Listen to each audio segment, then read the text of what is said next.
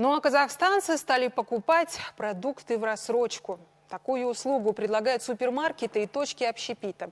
Экономисты считают это тревожным сигналом, ведь получается, что людям не хватает на самое главное. Более того, растет риск невозвратных кредитов. Ардак Камал продолжит.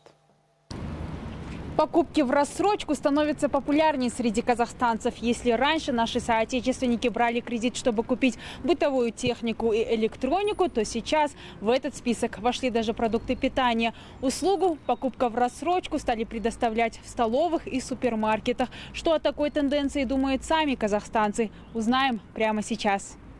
А для этого мы зашли в одну из точек общепита Алматы. Поел в рассрочку здесь каждый второй посетитель. Продавцы отмечают, что услуга востребована.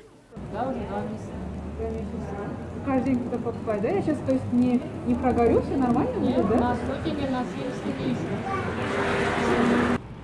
Как это можно еду в кредит брать? Это вообще уже отвратительно. Хуже некуда, как говорится.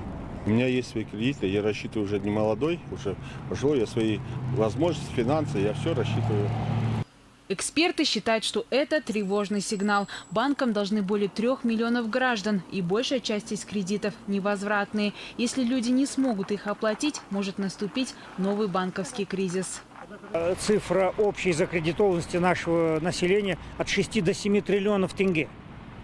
И вы знаете, из них 30% это больше, чем один кредит.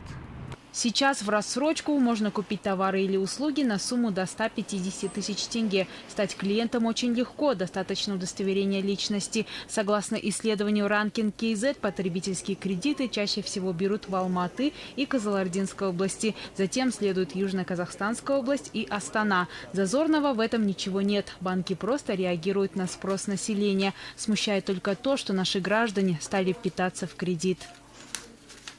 Ардак Камал, Ринат Абулхаиров, Информбюро, Алматы.